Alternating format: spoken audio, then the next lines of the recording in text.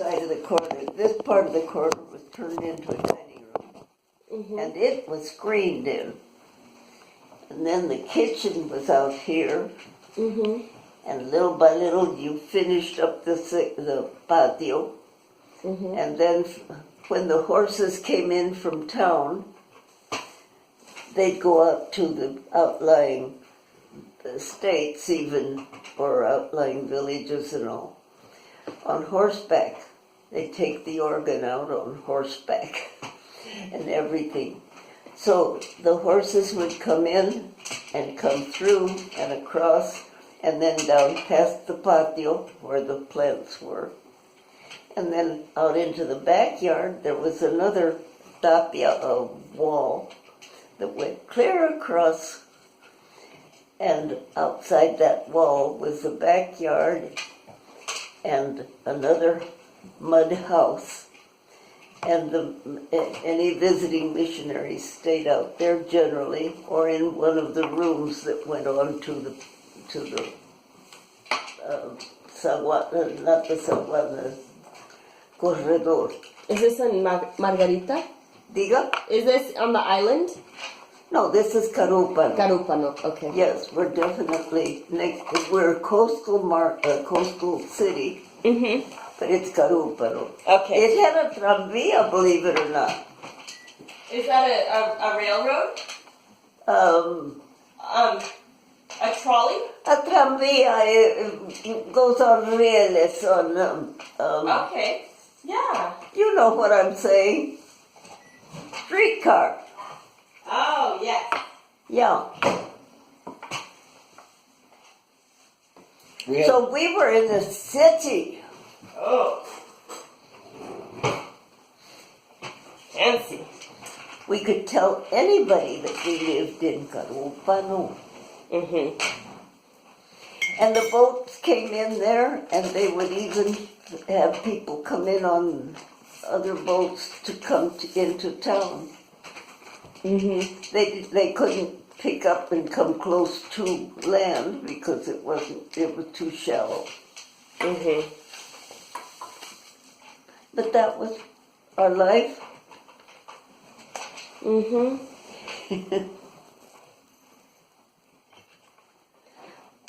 The important thing as I look back on it, though, is the realization that none of it was lived in the...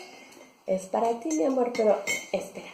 In the close vision of, or supervision of Americans or other missionaries even. It was just Mother and Daddy there.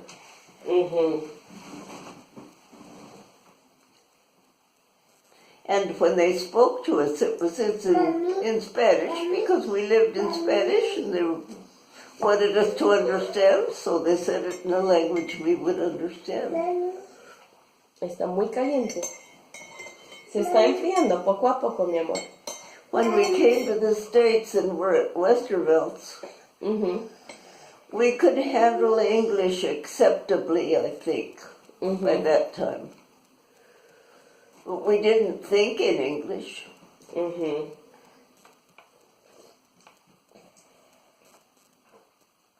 The real question is, do penguins think in black and white?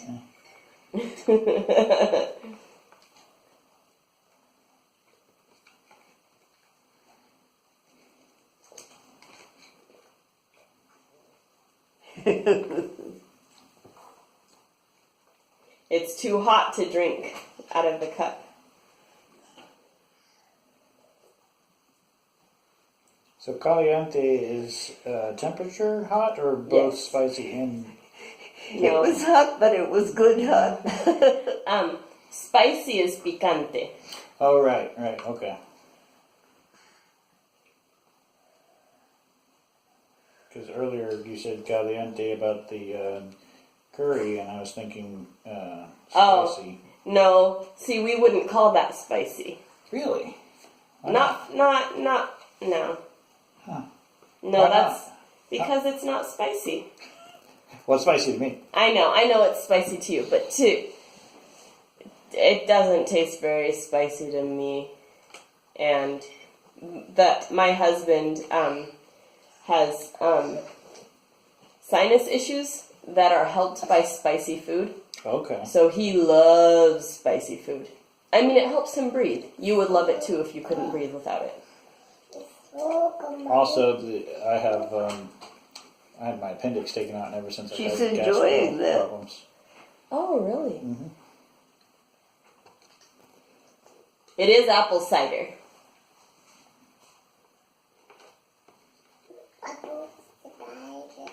Apple spider. Not a spider, it's cider.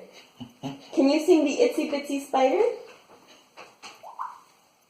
The itsy bitsy spider went up the water spout. Down came the rain and washed the spider out. Grandma, how old were you when you first heard that song? What is he saying? The Itsy Bitsy Spider. How old were you when you first heard the Itsy Bitsy Spider? The spider? The song. What song about? Itsy Bitsy The Spider. itsy bitsy spider went up the water spout. I never heard Down You came never heard the it. rain. it. As far as, I can remember seeing people do that, but I don't remember any song.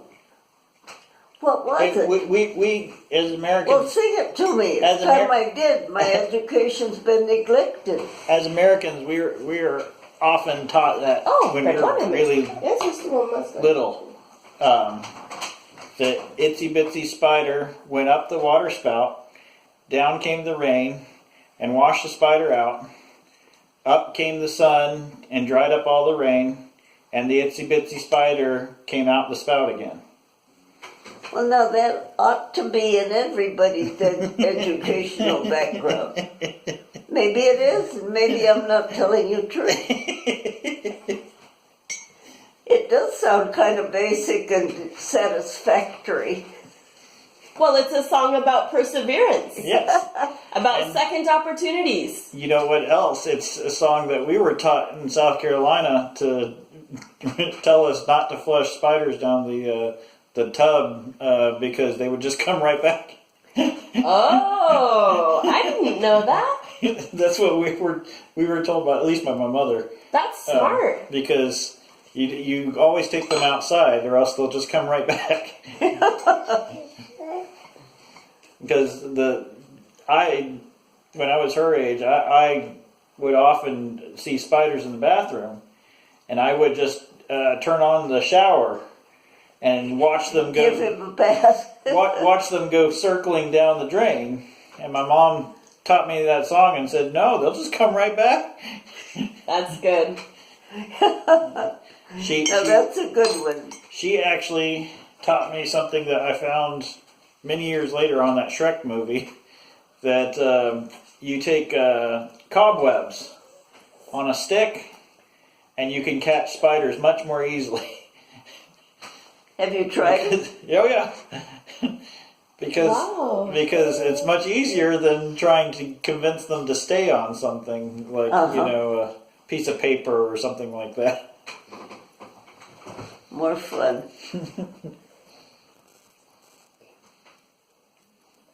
Now, have you ever heard the story of Pandomimus? Nope. Or I don't remember it. I think the actual version of it is pronounced Pandomimus or something like that. And it's a rather complicated story. It's always hard for me to remember the details. But it's a series of stories, and this one in particular is the most famous one. And it's about a little boy named Pandomimus, or Pandomimus from my mom's version, who would walk back and forth between his mother's and his grandmother's house every day. And his mother would give him things to take to the grandmother. And the little boy would always somehow mess it up on the way, traveling to and from. And so there was one, he was taking, I think it was taking butter. Mm-hmm. And somehow the butter melted on the way there. That's Idle Jack. Well, I mean, I know the story of Yeah. Idle Jack. but so he takes it there and it melts. And so he takes it back, or he comes home and she tells him, Pandamamus, if you weren't, she says, you ain't got the sense you was born with. And she says, next time you take butter down to Grandma's, you take it down by the river and you cool it and you cool it, and then you take it on, down to Grandma's house. And so she had a little puppy that she wanted to bring to the grandmother. So he takes the puppy down to the water and cools it, and by the time he gets to the grandmother's house, that poor little dog almost has hypothermia. And so she says, Pandamamus, you don't take a puppy down to the river and cool it. You take a puppy and you put a string around its neck and you walk it behind you so that it can, have plenty of air and run behind you. So This is beginning to sound dangerous. So she gives him a loaf of bread and he ties a string around it and drags it behind him. And she says he takes it there and it's all torn up. And when he comes home, she says, Pandamamus, you ain't got the sense you was born with. And she says, you don't tie a string around bread. She says, I think she says something about you put it in some sort of paper and then you take it, and I don't recall all the rest, but every time he does the previous instructions. And so eventually he finally comes home and she says that she has to go out for a little while and that she's, plenty done with all of his nonsense and that he needs to listen very carefully. And so she says, I've just baked some pies and I put them out on that poach so that they'll dry, or they'll cool. Uh-huh. And she says, now you be careful about stepping around them there pies. And so she left and he went outside and very carefully stepped in each one of the pies.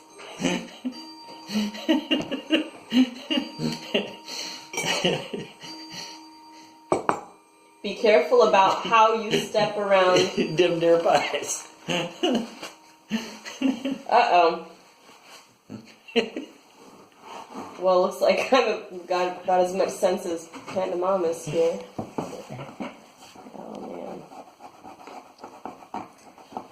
Oh,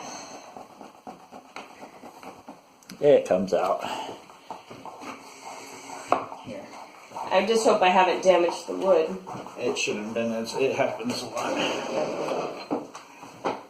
used to have it happen all the time when I was a kid. Like he said, be very careful. See, now Dad told us the story of Tom Tit Tot, which has a pie element to it, where the mom told the daughter, go check on them pies, tell me if they've come again. Do you remember that one, Grandma?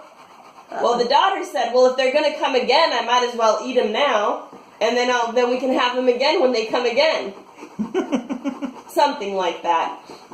And that's the start of the Some people use Rumpelstiltskin. their own heads instead of just swallowing. Well, I don't know the phrase, a pie come again. I don't. It's a strange phrase. Uh-huh. Anyway, it's the Rumpelstiltskin story because the mom is so upset that she starts complaining about her daughter. My daughter, she ate 5 pies today, 5 pies today, 5 pies. When the king comes by, she feels embarrassed to admit to the king that her daughter ate 5 pies, so she said, my daughter spun 5 skeins. Did you get that out of a first-year reader, or what did you get that out of? No, this is a story that Dad had, that Dad used to read when my dad read me this story. And then But in this Rumpelstiltskin story, it's a little imp named Tom Tit Tot. Nimmy nimmy not, my name's Tom Tit Tot. So, not Rumpelstiltskin is my I name, do but believe you got all of it. thank you very much.